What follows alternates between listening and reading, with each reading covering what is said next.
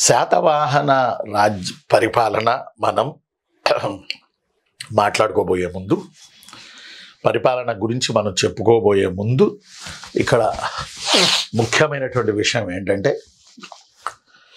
వీళ్ళు సుదీర్ఘమైన రాజ్యాన్ని ఏర్పాటు చేశారు. పర్టికులర్గా in the period of Gautamiputra Satakarni. వీళ్ళ రాజ్య సరిహద్దులు గనక మనం చూస్తే, ఒక్క నిమిషం ఉండండి నాన్న, సరిహద్దులు గనక చూస్తే మాళ్వా, కదియవాడ్, రాజపుటానా ఈ పక్క గుజరాత్. మాళ్వా, కదియవాడ్ అంటే గుజరాతే, మాళ్వా అంటే ప్రస్తుతం గుజరాతే, రాజపుటానా అంటే రాజస్థాన్ వైపు. ఈ బెల్ట్ నుంచి తగులుకొని దక్షిణాన మన కృష్ణా నది దాటుకుని తమిళనాడు వరకు, యజ్ఞశ్రీ శాతకర్ణి తమిళనాడు వరకు వెళ్ళాడు కదా, తమిళనాడు వరకు. ఇక తూర్పున బంగాళాఖాతం, పడమర అరేబియా సముద్రం, ఇక్కడ వరకు వెళ్ళారు. ఏదో ఒక రాజు వెళ్ళాడు తమిళనాడు అంతే. కాబట్టి తమిళనాడు, కేరళ శాతవాహనులకి పెద్దగా సంబంధం లేదు. తమిళనాడు, కేరళ శాతవాహనులకి పెద్ద సంబంధం లేదు. కాబట్టి జర గమనించండి, జర గుర్తుపెట్టుకోండి. కాబట్టి ఇంత విస్తృతమైన విశాలమైన సామ్రాజ్యం శాతవాహన రాజులలో నిర్మించిన వాడు గౌతమీపుత్ర శాతకర్ణి.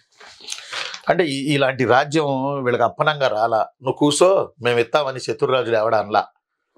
శకులతో, పహలవులతో, కళింగ రాజులతో ఇలా అనేక మందితో యుద్ధాలు చేసి అనేక యుద్ధాల ఫలితంగా, అనేక యుద్ధ సంధుల ఫలితంగా శాతవాహన రాజ్యం ఈ మాత్రం విస్తరణ జరిగింది.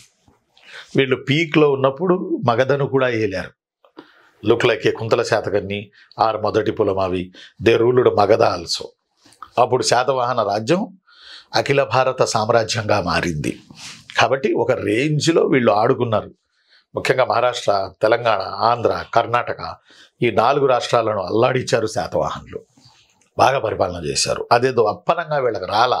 అనేక యుద్ధాల ద్వారా, సంధుల ద్వారా, ఎత్తుకి పై ఎత్తుల ద్వారా, మ్యాట్రిమోనియల్ అలయన్సెస్ ద్వారా చాలా కష్టాలు పడి వీళ్ళు రాజ్యాన్ని సంపాదించుకున్నారు. సో ఈజీగా రాలా. ఏది ఈజీగా రాదు, వచ్చింది నిలబడదు. ఏది ఈజీగా రాదు, వచ్చింది ఖచ్చితంగా నిలబడదు. ఆకస్మికంగా వచ్చిన దరిద్రం కన్నా ఆకస్మికంగా వచ్చిన సంపద ప్రమాదకరమైంది.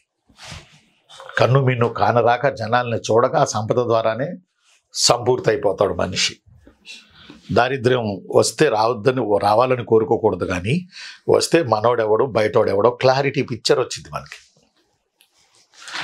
అందువల్లే అన్నారు, ఆకస్మికంగా వచ్చే సంపద కన్నా, ఆకస్మికంగా వచ్చే దారిద్ర్యం కన్నా ఆకస్మికంగా వచ్చే సంపద ప్రమాదకరమైంది.